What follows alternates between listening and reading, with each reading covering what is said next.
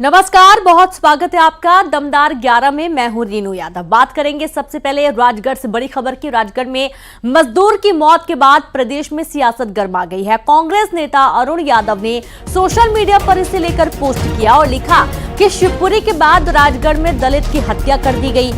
कांग्रेस ने प्रदेश की कानून व्यवस्था पर भी सवाल उठाए। दरअसल तलेन थाना इलाके के बनापुरा गांव का ये पूरा मामला है, जहां आरोप है कि दबंगों ने मजदूरी करने से इनकार करने पर युवक की पिटाई की थी। खास बात यह है कि दबंगों ने पुलिस के सामने ही युवक की पिटाई की और बाद में युवक की मौत हो गई। जब परिजन थाने का घेराव करने पहुंचे और केस दर्ज करने की मांग की गई तो पुलिस ने मारपीट के आरोपों को गलत बता दिया। बड़ी खबर है, राजगढ़ से मजदूर की मौत के बाद प्रदेश में सियासत गरमाई हुई है। कांग्रेस नेता अरुण यादव ने सोशल मीडिया पर पोस्ट भी किया और लिखा कि शिवपुरी के बाद राजगढ़ में दलित की हत्या कर दी गई है।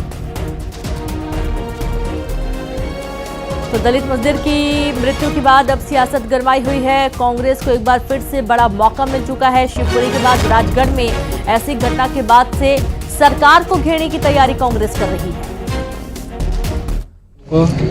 राहुल अग्रवाल मेरे भाई को, उसको सतीश पाटीदार ने आके नु कहती कि तू चल मेरा नाम मजदूरी में, तो मेरा भाई ने मना कर दिया। सतीश पाटीदार नाम इनका, मृतक का नाम राहुल है। राहुल है। ये कहाँ काम करते थे? ये तो मजदूरी करते थे। किन क्या काम करते थे? खुली मजदूरी करते थे। खुली मजदूरी करते थे। अच्छा, तो ये घटना कहाँ पे हुई है? बनापुरा हुई? बनापुरा में हुई, घर का सामने हुई। किसके घर के सामने? हमारे घर का सामने हुई। अच्छा, हाँ। क्या कारण क्या रहा घटना का? घटना का ये है कि ये मजदूरी में नहीं गया, सतीश पाटीदार ने की थी, तो मजदूरी में गया ना। एक अर्जुन पाटीदार भी था, तो उन दो ने इसको मारा। आज सवेरे पता चला था ऐसा कि वो उसको पेट में दर्द हुआ, उसको इकलेहरा अस्पताल ले गए। वहाँ से डॉक्टर साहब ने कहा कि सुजालपुर अस्पताल ले गए, जहाँ उसकी मृत्यु हो गई। तो सुजालपुर में मर्ग कायम हुआ है और वहीं पर पोस्टमार्टम हुआ है। जो मर्ग डायरी वहाँ पे आने के पश्चात, पीएम रिपोर्ट आने के पश्चात जो भी जांच में तथ्य पाए जाएंगे उनके अनुसार संगत कार्रवाई की जाएगी। अच्छा, आरोपी जो मृतक के परिवार वाले आरोपी सिद्ध तो करेंगे संवाददाता शैलेंद्र भदौरिया जुड़ गया। शैलेंद्र, ये एक बहुत बड़ा मौका मिल चुका है कांग्रेस को। पहले शिवपुरी और उसके बाद राजगढ़ में दलित युवक की मृत्यु के बाद से सियासत गरमाई हुई है। बिल्कुल, देखिए, मध्य प्रदेश कांग्रेस के तमाम जो नेता हैं वो मध्य प्रदेश में बिगड़ती कानून व्यवस्था को लेकर लगातार सरकार को घेरने का काम करते हैं। और जिस तरीके से शिवपुरी में कुछ दिन पहले एक घटनाक्रम सामने आया था कि एक दलित की जो है वो दबंगों के द्वारा पीट कर हत्या कर दी गई थी। और अब जिस तरीके से राजगढ़ में जिस तरीके से परिजनों का ये आरोप है कि मजदूरी करने से इनकार करने पर एक दलित युवक की मारपीट की गई और मारपीट के बाद उसकी मौत भी हो गई। ये सब घटनाक्रम जब हुआ तो उस समय पुलिस भी मौके पर मौजूद थी। और जब युवक की मौत हो गई उसके बाद जो परिजन हैं उन्होंने थाने के बाहर सबको रखकर चक्का जाम भी किया और कुछ दबंग हैं उनके खिलाफ मामले में एफआईआर करने की बात कर रहे हैं, लेकिन पुलिस इस घटना से इनकार कर रही है। और यही कारण है कि जब उन्होंने धरना प्रदर्शन किया और एफआईआर जब नहीं हुई है तो ऐसे में अब कांग्रेस के पूर्व प्रदेश अध्यक्ष, पूर्व केंद्रीय मंत्री अरुण यादव इस मामले को लेकर अब सक्रिय हो गए। उन्होंने सोशल मीडिया पर लिखा है कि लगता है कि मध्य प्रदेश में अब कानून का राज नहीं बताया। जिस तरीके से दलितों पर लगातार अत्याचार हो रहे हैं, ये बता रहे हैं किस तरीके से मध्य प्रदेश में कानून व्यवस्था पूरी तरीके से बिगड़ी। उन्होंने कहा कि एफआईआर भी नहीं कर रही है पुलिस, इसके साथ ही आरोपी फरार भी हैं। बिल्कुल, और आपको रोकना चाहेंगे शैलेंद्र। हमारे साथ बीजेपी से पंकज चतुर्वेदी जी जुड़ गए। पंकज जी, बहुत स्वागत है आपका न्यूज 18 पर। राजगढ़ में मजदूर की मौत के बाद से अरुण यादव जी का कहना है कि प्रदेश में कानून व्यवस्था को कोई खौफ नहीं है और लगातार ऐसी घटनाएं सामने आ रही हैं, क्योंकि शिवपुरी में भी ऐसे ही कुछ मामला सामने आया था जब एक दलित व्यक्ति की हत्या कर दी गई थी। मुझे लगता है कि कांग्रेस पार्टी हर विषय पर जाति, समाज और राजनीतिक दृष्टि से बात करती है। शिवपुरी की घटनाक्रम में जो आरोपित थे उनके खिलाफ कार्रवाई की गई, उनके जो इलीगल कंस्ट्रक्शन थे एज पर कोर्ट गाइडलाइन उनको तोड़ा गया, अरेस्टिंग है। और राजगढ़ के विषय में सारी घटनाएं दुखद है और कोई भी अपराध मतपेशी धरती पर तो मतपेशी कानून व्यवस्था चाक चौबंद है। अरुण यादव जी को शायद ये ध्यान नहीं किया, एनसीआरबी के आंकड़ों के आधार पर मध्य प्रदेश में जितने गंभीर अपराध थे सब में 7% की कमी रिसेंट एनसीआरबी की नेशनल क्राइम रिकॉर्ड ब्यूरो की रिपोर्ट में। तो मध्य प्रदेश तो वो राज्य है जहाँ एफआईआर दर्ज होती है कि आपको थाने जाने की आवश्यकता नहीं है। पंकज जी, आप राजगढ़ की घटना को दुखद बता रहे हैं, लेकिन जब इस मामले पर कार्रवाई की मांग कर रहे थे परिजन शव रखकर, तो पुलिस ने मारपीट से इनकार ही कर दिया था कि आरोप गलत हैं। देखिए, ये सब विषय तो अभी जांच में है और कांग्रेस के आरोप हैं। इनमें कितनी सत्यता है, पुलिस ने कार्रवाई करी या नहीं करी, यदि किसी पुलिस अधिकारी का दोष है तो वो तो उसको बख्शा नहीं जाएगा ना, क्योंकि ये तो वो सरकार है जो कलेक्टर तक को हटा देती है दुर्व्यवहार करने पर। तो पुलिस और प्रशासन के लोग यदि जनहित के काम में जो उनका दायित्व उसको निर्वहन में कोई लापरवाही बरतेंगे तो माननीय मुख्यमंत्री के स्पष्ट निर्देश है और कि पंकज जनता जी, जनार्दन है जी। सबसे दुखद ये है कि कोई अगर गरीब व्यक्ति है, जात पात से हटकर भी देखा जाए, कोई मजदूरी करता है और वो मजदूरी नहीं करना चाहता है, वो काम नहीं करना चाहता है, तो क्या इतना उसके ऊपर दबाव डाला जा सकता है कि वो काम करने के लिए बाध्य ही है कि उसको मजदूरी करनी पड़ेगी? नहीं, कोई बाध्य नहीं ना, कोई मध्य प्रदेश में बाध्य कर सकता है जी। कोई भी आदमी व्यक्ति यदि श्रम करता है तो अपनी स्वयं की इच्छा से श्रम करता है, उसकी निर्धारित दर और शर्तें तय होती हैं, तो कोई किसी को बाध्य नहीं कर सकता कि वो कहीं जबरन मजदूरी करे। जबरी मजदूरी का विषय है ही नहीं मध्य प्रदेश जैसे राज्य में। तो यदि कोई भी आरोपी इस प्रकार के घटनाक्रम में लिप्त है तो सरकार कड़ी कार्रवाई करेगी। कांग्रेस को यदि राजनीति करना है, कांग्रेस अपनी राजनीति करती रहे, हम तो जनता की सेवा के लिए तत्पर हैं, और प्रशासन के लोग हों या पुलिस के लोग हों, कहीं कोई जनहित के विषय में लापरवाही हुई तो उन पर भी कार्रवाई करें। कांग्रेस का कहना है कि दलित विरोधी सरकार है, दलितों के खिलाफ लगातार अत्याचार हो रहे हैं मध्य प्रदेश में। मुझे लगता है कि जिस कांग्रेस पार्टी के वर्तमान प्रदेश अध्यक्ष एक दलित हमारी राजनेता इमरती देवी में रस ढूंढते हो, कमलनाथ जी उनको आइटम कहकर संबोधित करते हो, बाकी कांग्रेस पार्टी की पूरी प्रदेश व्यापी देशव्यापी जो हमारे दलितों के विरोध की छवि सबके सामने, तो मुझे कहने की आवश्यकता नहीं है, ढेरों प्रमाण है जो स्थापित करते हैं कि कांग्रेस पार्टी का मूल जो चरित्र और राजनीतिक शैली है वो गरीब और दलित के विरोधी है, आदिवासियों के विरोध की स्थापित है सत्य है। तो जब तो चुनाव हारते हैं बराबर ही जी। और कई बार तो ये भी कहा जाता है कि जो दबंग है उनको कहीं ना कहीं एक संरक्षण मिला हुआ है और यही कारण है कि उस तरीके से दबंगई दिखाते हैं। हमारे साथ भूपेंद्र गुप्ता जी भी जुड़ गए कांग्रेस से। भूपेंद्र जी, बहुत स्वागत है आपका न्यूज़ 18 पर। पूरा घटनाक्रम जो राजगढ़ का सामने आया है, इसको लेकर अभी पंकज जी से हमारी बात हो रही है। उनका कहना है कि कांग्रेस तो सिर्फ जाति के आधार पर मुद्दे ही ढूंढती है, जबकि कार्रवाई हो रही है पूरे मामले पर। ये जो हत्याएं हो रही हैं, जिन लोगों को पीटा जा रहा है, ये किस आधार पर पीटा जा रहा है? भारतीय जनता पार्टी का चरित्र ये है कि कांग्रेस के दुरंगे लोग भारतीय जनता पार्टी में जाके जो है किस तरह की बातें करते हैं।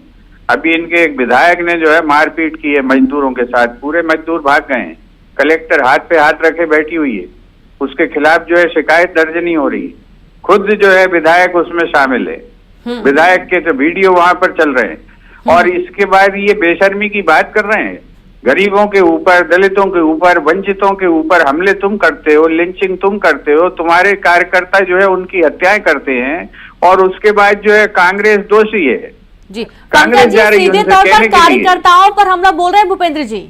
इनसे बोल कल वो कांग्रेस पार्टी के कार्यकर्ता का वीडियो शाम नहीं देखा कांग्रेस ने, वो सोनू चौहान नाम का कार्यकर्ता इसके लिए जिसको कांग्रेस के नेताओं ने कर रही है मजदूरों की कांग्रेस के विरोध की बात कर रहा था। पूरे प्रोग्रेस पार्टी के हालांकि इस पर एक ऐसी कार्रवाई होनी चाहिए, दोबारा ऐसी पुनरावृत्ति ना हो ऐसी घटनाओं की, खासतौर पर एक विशेष वर्ग के साथ जिस तरीके की बर्बरता पिछले कुछ दिनों से देखी जा रही है, इस पर पूर्णतः रोक लगे। बहुत शुक्रिया हमसे जुड़ने के लिए, अपना पक्ष रखने के लिए। शैलेंद्र, आपका भी शुक्रिया तमाम जानकारी साझा करने के लिए। और अब आगे बढ़ेंगे, बात करेंगे रतलाम के सलाना विधायक कमलेश्वर डोडियार ने जिला अस्पताल के एक डॉक्टर पर गाली गलौज के आरोप लगाए हैं।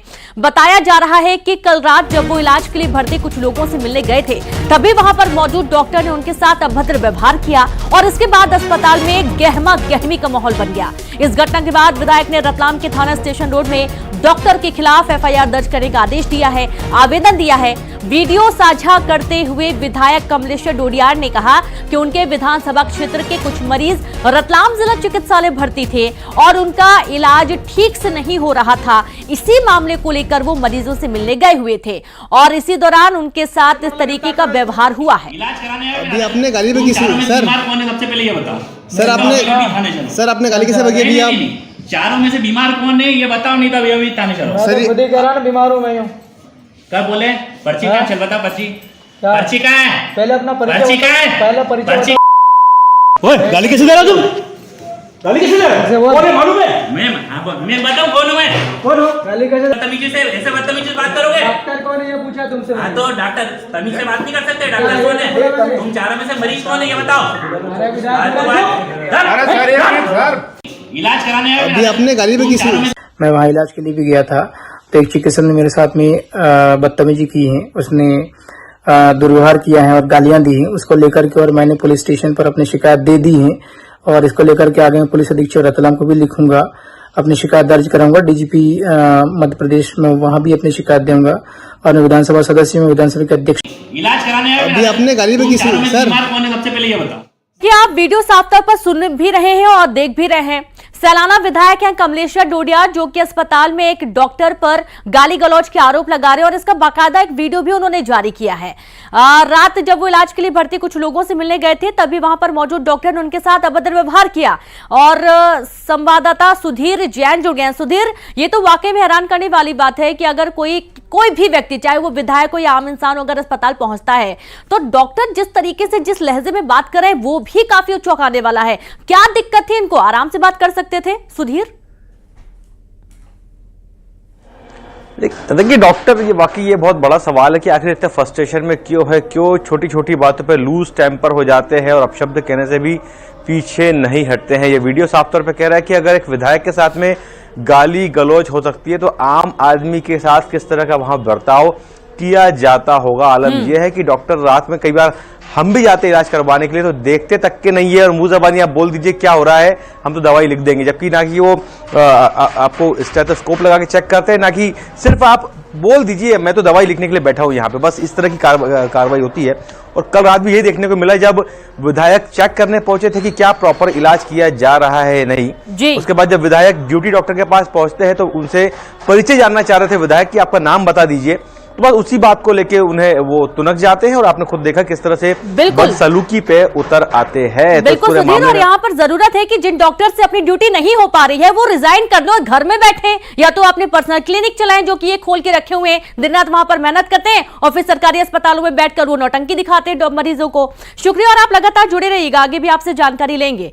और इस तरीके की तस्वीर सामने आई है। एक और खबर है रतलाम से, जहां पर 3 नाबालिग बच्चों की पिटाई का मामला सामने आया है। पिटाई का वीडियो वायरल हो रहा है। चप्पल और थप्पड़ों से पिटाई की गई। जय श्री राम के नारे लगवाने के आरोप में माणक चौक थाना पुलिस ने दर्ज किया है केस। आरोपियों की पहचान में पुलिस जुटी हुई है। बड़ी खबर रतलाम से, जहां 3 नाबालिग बच्चों की पिटाई का मामला, पिटाई का वीडियो वायरल हुआ है। चप्पल और थप्पड़ों से पिटाई की गई है। जय श्री राम के नारे लगवाने के आरोप लगे हैं। माणक चौक थाना पुलिस ने मामला दर्ज कर लिया है। संवाददाता सुधीर जैन लगातार जुड़े। सुधीर, ये पूरा वाकया क्या था? देखिए खबर यही है कि करीब 1.5 माह पुराना यह वीडियो है जो कल तेजी से सोशल मीडिया में फैला। एक शख्स है जो 3 बच्चों की थप्पड़ों और चप्पल बरसाकर पिटाई कर रहा है, उसे नारे लगवा रहा है। और बताया जाता है कि जो अमृत सागर गार्डन है वहां ये तीनों बच्चे थे, तीनों नाबालिग है और शख्स वहां पहुंचकर उनके साथ में बदसलूकी करता है, गाली गलौज करता है, यहां तक कि उनकी पिटाई तक कर देता है। यह वीडियो जिसने भी देखा उसका खून खौल गया। और रात में जो है बड़ी संख्या में लोग पहुंचे थे माणक चौक थाने का घेराव करने के लिए, धरने पर बैठ गए। घटना की सूचना मिलने पर एडिशनल एसपी मौके पर पहुंचे और जो दोषी युवकों के खिलाफ एफआईआर दर्ज करवाई है और वीडियो के आधार पर इन दोषी युवकों की पुलिस सरगर्मी से तलाश कर रही है। तो बड़ा घटनाक्रम देखने को मिला है रतलाम के माणक चौक थाना क्षेत्र में और वीडियो के आधार पर पुलिस इन जो दोषी शख्स है इसके अंदर उनकी सरगर्मी से तलाश कर रही है। बहुत शुक्रिया आपका सुधीर तमाम जानकारी साझा करने के लिए। और इस आरोपी शख्स की तलाश में पुलिस जुट गई है। देखना ये कि क्या कुछ एक्शन इस पर लिया जाता है। और खबर मंडला से है। मंडला में सड़क किनारे नवजात बच्ची मिलने से सनसनी फैल गई है। नैनपुर के सालीबाड़ा में सुबह जैसे ही नवजात बच्ची के मिलने की जानकारी पुलिस को लगी, पुलिस मौके पर पहुंची, उसे अस्पताल भर्ती किया गया। सिविल अस्पताल नैनपुर के न्यू बोर्न चाइल्ड यूनिट में नवजात का इलाज चल रहा है और वो स्वस्थ बताई जा रही है। दूसरी तरफ नैनपुर पुलिस नवजात बच्ची के माता पिता की तलाश में जुट गई है। और ये देखिए नवजात बच्ची जो कि पाई गई है बीच सड़क पर, और जैसे ही पुलिस को सूचना मिली पुलिस ने बच्ची को कब्जे में लिया, अस्पताल पहुंचाया गया जहां पर उसका इलाज चल रहा है। स्वस्थ बताई जा रही है बच्ची, हालत बिल्कुल खतरे से बाहर है। और संवाददाता कृष्णा साहू जुड़ गए हैं। कृष्णा, नवजात बच्ची मिली है, कोई और डिटेल्स मिल पाई है कि कौन इसे छोड़कर गया है, कैसे बच्ची यहां तक पहुंची? जी बिल्कुल, इन्हें बताना चाहूंगा कि अभी तक इस मामले में पूरा डिटेल सामने नहीं आया, लेकिन यह जरूर सामने आया कि किसी अज्ञात के द्वारा सुबह 4:30 बजे के आसपास इस बच्चे को कचरे के ढेर के पास फेंक कर चले गए थे। जब स्थानीय लोग मॉर्निंग वॉक पर निकले थे तब उन्हें बच्ची के रोने की आवाज आई थी। इसके बाद उन्होंने स्थानीय पुलिस को सूचना दी और मौके पर पहुंची पुलिस बच्ची को लेकर अस्पताल पहुंची है, जहां पर बच्ची अभी स्वस्थ बताई जा रही है। रेनू, और ऐसे लोगों के खिलाफ सख्त एक्शन लिया जाना चाहिए और बिल्कुल सीरियस तरीके से इस पर एक्शन होना चाहिए और दोषियों के खिलाफ कार्रवाई होना चाहिए। नवजात बच्ची पैदा हुई, उसको फेंक दिया गया कचरे के ढेर के पास। शुक्रिया आपका कृष्ण तमाम जानकारी के लिए। और खबर इंदौर से, जहां खून से लथपथ मिली युवक की लाश, सिर पर पत्थर मारकर युवक की हत्या की गई। मृतक की अभी तक कोई पहचान नहीं हो पाई है। एनटीसी ग्राउंड के पास लाश मिली है। मृतक के हाथ पर लिखा है कमलेश और पूजा। तो मृतक के हाथ पर कमलेश और पूजा लिखा हुआ है। खबर इंदौर से, जहां खून से लथपथ युवक की लाश मिली है और देखने में ऐसा मालूम पड़ रहा है कि पत्थर से सिर पर वार करके युवक की हत्या की गई है। मृतक की अभी तक कोई पहचान नहीं हो पाई है। एनटीसी ग्राउंड के पास ही लाश मिली है। पुलिस मौके पर पहुंची है और अब शव को कब्जे में लेकर मामले की जांच में जुट गई है। और संवाददाता मिथिलेश गुप्ता जुड़ गए हैं। मिथिलेश, पूरा मामला बताइए। एनटीसी ग्राउंड के पास में खून से लथपथ युवक की एक लाश मिली है। आसपास के लोग जो रहते हैं उन्होंने सुबह पुलिस को सूचना दी। पुलिस जब मौके पहुंची तो देखा कि युवक की जो उम्र लगभग 25 साल के आसपास है और सिर में गंभीर चोट लगी हुई है। खून से लथपथ शरीर था और अभी तक लेकिन जो पहचान हुई है सिर्फ इतना कि हाथ पे लिखा हुआ है कमलेश और पूजा। यानी अभी तक ये पुलिस मान रही है कि शायद युवक का नाम, मृतक का नाम कमलेश हो सकता है और पूजा परिवार के किसी सदस्य का नाम। लेकिन आसपास के लोगों से पूछताछ की जा रही है। अभी कुछ जानकारी नहीं मिली है और आसपास के जो और भी सीसीटीवी कैमरे लगे हुए हैं वो सब खंगाले जा रहे हैं। प्राथमिक दृष्टया पुलिस के मान रही है कि हत्या की गई है क्योंकि पास में एक फर्शी मिली हुई है, एक पत्थर मिला हुआ है और जिसपे खून के निशान है। तो यानी पुलिस मान रही है कि उसी पत्थर से उसके सिर पर हमला किया गया था और हमला करने के बाद में खून ज्यादा बहने की वजह से युवक की मौत हो गई। फिलहाल ये युवक कौन है, हत्या की वजह क्या है, किसने किया, हर एक चीजों पुलिस की जांच चल रही है। लेकिन पहनावा से पुलिस ने कहा है कि समझ में आ रहा है कि शायद ये कहीं मजदूरी का काम करने वाला युवक है जिसकी हत्या की गई है। बहुत शुक्रिया आपका मिथिलेश तमाम जानकारी साझा करने के लिए। और अब युवक की जो पहचान है फिलहाल नहीं हो पा रही है, लेकिन पुलिस मामले की तफ्तीश में जुट गई है। तमाम सीसीटीवी कैमरे भी खंगाले जा रहे हैं।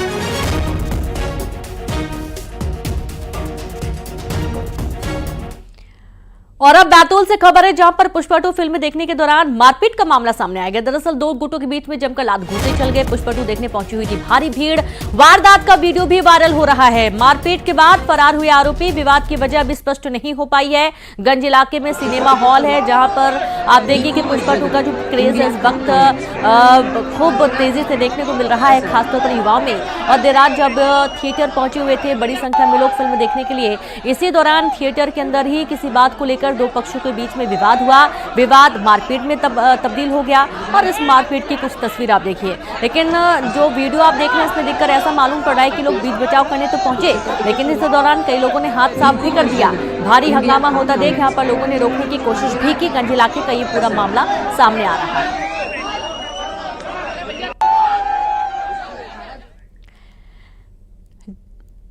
जबलपुर में आर्मी इंटेलिजेंस की बड़ी कार्रवाई, फिर पकड़ा गया फर्जी आर्मी ऑफिसर। सेना में नौकरी दिलाने के नाम पर यह ठगी कर रहा था।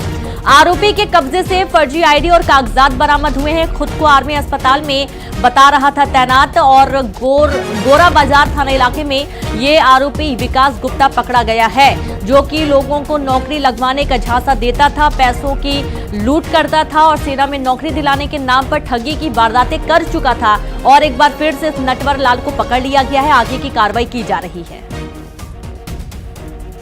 और संवाददाता पवन पटेल जुड़ गए। पवन, अब तक कितने लोगों को ठग चुका है ये? जी, अभी तक जो है 2 लोगों के साथ में इसने डील करने की कोशिश की थी। अभी तक ठगी को अंजाम तो नहीं दे पाया, लेकिन इसने जिस तरह से प्रयास किया, सेना की वर्दी पहन के खुद को अफसर बताते हुए लोगों को नौकरी दिलाने का जो झांसा दे रहा था, और उस बेहद गंभीर मामला पुलिस उसे मान रही है और इसी वजह से इसे हिरासत में लेकर इसके मामले की जांच शुरू की है। अभी पुलिस के पास में पुख्ता जानकारी या किसी की शिकायत ऐसी नहीं पहुंची है कि किसी के साथ इसने ठगी की है, लेकिन इसके संपर्क के किस किस व्यक्ति से थे, कहां कहां फोन लगाए, किससे बात होती थी, ये तमाम बातों की पड़ताल पुलिस कर रही है। जांच में अगर किसी तरह के लेन देन की जानकारी सामने आएगी तो उसके हिसाब से उसके अनुसार कार्रवाई की जाएगी। अन्यथा आर्मी को भी इसकी जानकारी दे दी गई है कि इस युवक को इस तरह की हरकतें करते हुए, इस तरह से लोगों से बातें करते हुए पकड़ा गया है। बहुत शुक्रिया आपका तमाम जानकारी के लिए पवन। और लोगों से बात कर रहा था, शिकार बनाने की कोशिश कर रहा था और इसे पकड़ लिया गया। खबर भोपाल से, पत्नी और साली की हत्या करने के मामले में बड़ा खुलासा हुआ है। बताया जा रहा है कि हत्या के 4 दिन पहले भी फ्लैट पर आरोपी एसआई योगेश मरावी आया था और जब पत्नी ने दरवाजा नहीं खोला तो उसने पत्नी और साली की हत्या की योजना बनाई और अब आरोपी एसआई योगेश मरावी को सस्पेंड कर दिया गया है। उसकी सैलरी भी रोक दी गई है। इतना ही नहीं, उसको बर्खास्त करने की तैयारी की गई है और विभागीय जांच शुरू हो चुकी है। एएसआई योगेश, जिसने अपनी पत्नी और साली की हत्या की, और ये इनकी हत्या के बाद एक और प्लान बनाया हुआ था जहां पर एसआई की भी इसको हत्या करनी थी, मर्डर करना था, क्योंकि एसआई और इसकी पत्नी के बीच में अवैध संबंधों का इसने जिक्र किया है और अब आगे की कार्रवाई की जा रही है।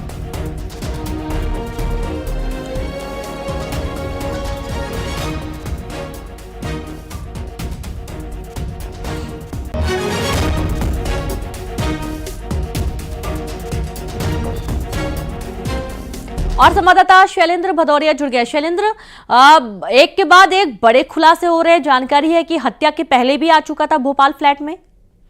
बिल्कुल बिल्कुल, देखिए लगातार इस मामले में लगातार खुलासे हो रहे हैं। जिस तरीके से उसकी साली है, उसने भी एसपी को बाकायदा मेल भी किया था और कहा था कि वो लगातार रैकी कर रहा है तो ऐसे बड़ी वारदात को अंजाम दे सकता है।